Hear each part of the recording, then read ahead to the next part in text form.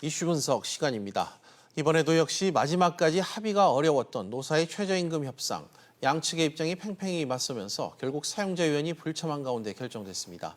내년도 최저임금 인상이 우리 경제에 미칠 파장에 대해 이야기 나눠보겠습니다. 한국경제연구원 조경엽 경제연구실장과 함께합니다. 실장님 어서 오십시오. 네, 안녕하십니까. 네, 내년도 최저임금 10.9% 오른 8,350원으로 또 결정됐습니다. 어떻게 이번 결정 평가하시나요? 예, 작년에 그 16.4% 인상 여파가 채 가시기도 전에 다시 또 10.9%를 인상을 했다는 것은 시장의 수용성을 전혀 고려하지 않는 무모한 결정이라고 생각을 합니다. 네. 올해 들어 이제 모든 경제 지표가 최악으로 이제 치닫고 있는데요. 실업률이라든가 취업자 증가수 이런 것들은 금융위기의 최악입니다. 그리고 한미 무역 전쟁, 미중 무역 전쟁, 그다음에 이제 우리나라 주요 수출품에 대해서 미국에게 이제 관세 부과 등 대내 여건이 상당히 지금 안 좋은 상황입니다. 이런 상황에서 최저임금을 10.9%로 올림으로써 이제 결국 2년 만에 29%가 이제 인상이 된 건데요. 이거는 우리 시장이 이제 수용할 수준을 좀 넘었다고 생각을 합니다. 네. 누구를 위해서 이 최저임금을 이렇게 급하게 올리는지 묻지 않을 수가 없습니다. 최저임금은 저임금 근로자의 이제 최저 생계를 보장하기 위해서 도입된 제도인데 보호할 대상들이 지금 피해를 상당히 입고 있는데 왜 이렇게 갑자기 급격하게 올리는지를 이제 상당히 좀 납득하기 어려운 상황입니다. 지금이라도 좀 중단을 했으면 좋겠습니다. 네. 말씀처럼 노사 양측이 모두 반발하고 있습니다. 소상공인 중소기업계는 최저임금 불복종 또 공동휴업까지 시사하고 나섰는데 왜 이렇게 사태가 악화된 건지 끝까지 만약에 경영계가 받아들이지 않으면 어떻게 되는 건가요? 예, 이제 결의안이 이제 심의를 거쳐서 이제 다음 달 이제 5일에 노동부 장관이 이제 공시를 하게 되는데 노사 어느 한쪽이라도 이제 이의를 제기를 하면 재심의를 할 수가 있습니다. 예. 현재 이제 소상공인들이 이제 불복적 투쟁을 하고 있고 노조는 또 노조 나름대로 또 불만을 표시를 하고 있는 상황입니다. 그래서 사회적 갈등이 이제 지속이 될 거로 보이는데요.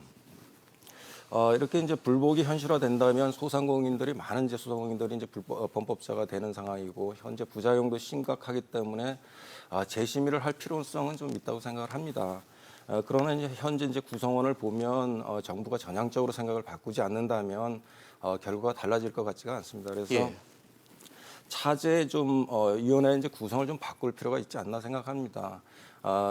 그 대부분의 이제 최저임금 대상자가 85% 이하, 85%가 30인 이하에 이제 근무를 하고 있는데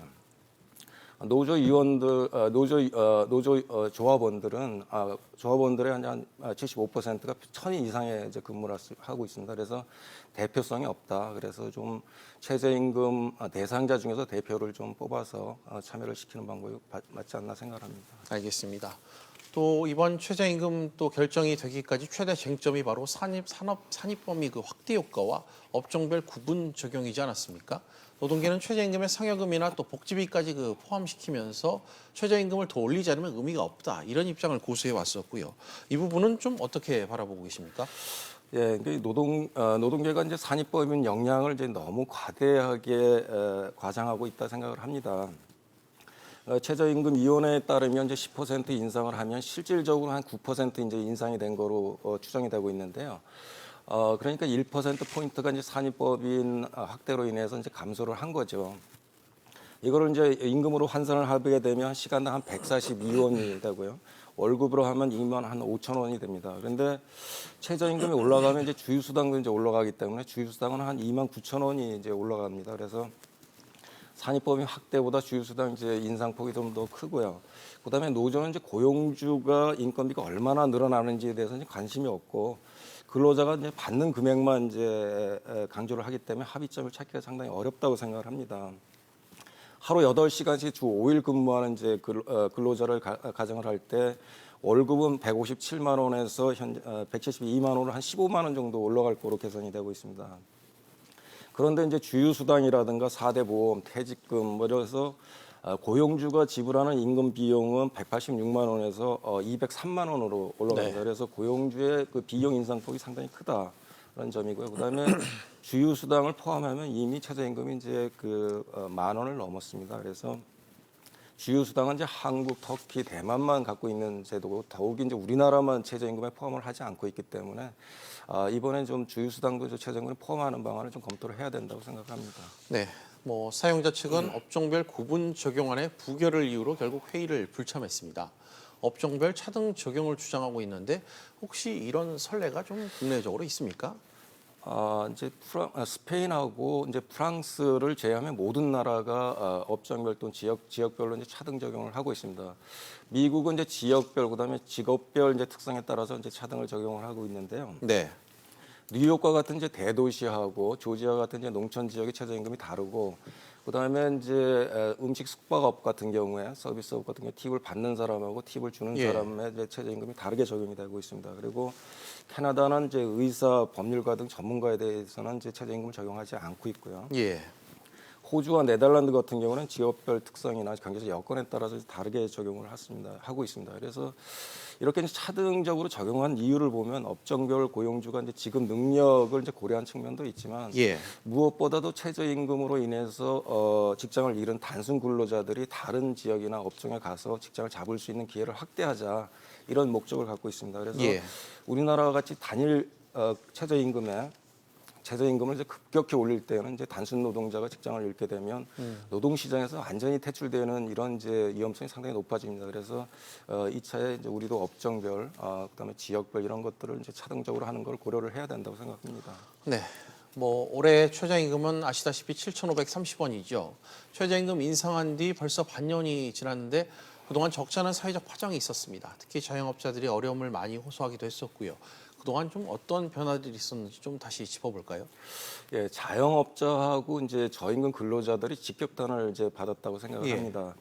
중소기업 연구원에 따르면 이제 소상공인 영업이익은 이익이 근로자 임금의 63% 수준까지 떨어졌고요. 예.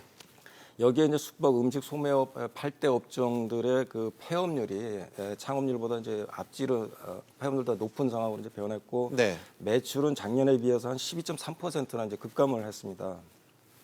일자리도 이제 지난 5개월간 임시직과 일용직 일자리는 한 20만 개가 감소를 했고요. 월 평균. 그러니까 도소매 음식점 일자리도 이제 월 평균 한 9만 개씩 이제 감소를 하고 있습니다. 그래서 이러한 이제 그 저소득층하고 자영업자들의 이제 피해는 물론 우리가 지금 가장 심각하게 받아야 될 것은 소득 재분배가 지금 악화되고 있다는 건데 과거에는 이제 모든 계층이 소득이 증가하면서 소득 재분배가 악화됐다면 현재는 이제 저소득층 하위 5분위까지가 소득이 감소를 하고 네. 상위는 이제 증가하는 어떻게 보면 질적으로 상당히 나쁜 방향으로 소득 재분배가 악화되고 있습니다. 과거에 소득 재분배가 악화될 때 장하성 실장은 국민들 보고 이제 분노하라 이렇게 촉구를 했는데 지금 상황을 보면 진짜 국민들이 분노할 상황이라 생각합니다. 알겠습니다. 이 문제와 더불어 고용 쇼크 얘기를 또 안 할 수가 없을 것 같습니다. 통계청의 고용 동향 통계 5월에 이어 그 6월에도 고용 참사를 보였는데요. 김동연 부총리도 최저임금의 속도 조절이 필요하다는 입장을 이렇게 공식적으로 밝혔는데 최저임금 10,000원 달성 공약을 지키려면 내년에도 뭐 두 자릿수 이상이 불가피할 것 같은데 지금 같은 상황에서는 속도 조절이 아무래도 불가피하겠죠. 네, 그렇습니다. 그러니까 취업자 수 증가폭이 매월 10만 명을 겨우 넘기고 있고 예. 실업률도 이제 2000년 이후에 최악으로 치솟고 있는 상황에서 이제 현재 우리 경제 상황 총체적으로 난국이라고 이렇게 표현할 네네. 수가 있습니다. 최저임금 1만 원이 되면 이러한 상황들이 이제 재현될 게 분명합니다. 그래서 이제 좀 속도 조절이 필요한데요.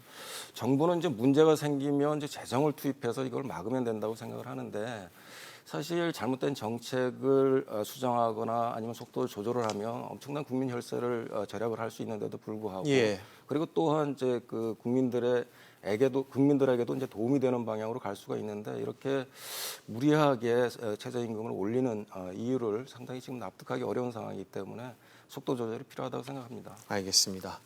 마지막으로 결국 최저임금이 이렇게 오른 배경에는 정부가 내세운 소득주도 성장이 좀 기저에 깔려 있다고도 보여지는데요. 이런 소득주도 성장 정책 기조 어떤 방향으로 나아가야 될지 정책 좀 수정의 궤도가 필요한데 어떻습니까? 예, 소득주도 성장론은 이제 검증되지 않은 가설에 불과합니다. 그래서 이런 것을 가지고 이제 국민들을 대상으로 시험하는 건 상당히 위험하다 이렇게 네. 이제 판단을 하고 있습니다. 대부분의 주류 경제학들은 소득주도 성장론을 비현실적 가정에 지나치게 낙관적인 희망을 섞은 뭐 이런 예. 비판을 하고 있습니다. 고용주가 자발적으로 이윤을 극대화하기 위해서 임금을 이제 올려줄 때는 생산성이 증가하고 성장이 가능한 것이 사실입니다. 그러나 정부가 강제적으로 임금을 올렸을 때 이런 동일한 결과를 가져온다 이렇게 하는 것은 정부의 희망일 뿐입니다. 그래서 이번 이제 경제 수석도 교체되고 새로운 경제팀이 구성이 된 만큼 소득주도 성장론을 좀 다시 재검토하는 이런 기회가 됐으면 좋겠습니다. 그래서 명분하고 이념에 치우치지 말고 그다음에 실물 경제 상황에 맞춰서 현실적인 정책을 좀 폈으면 좋겠습니다. 알겠습니다. 지금까지 한국경제연구원 조경엽 실장과 함께했습니다. 고맙습니다. 예, 감사합니다.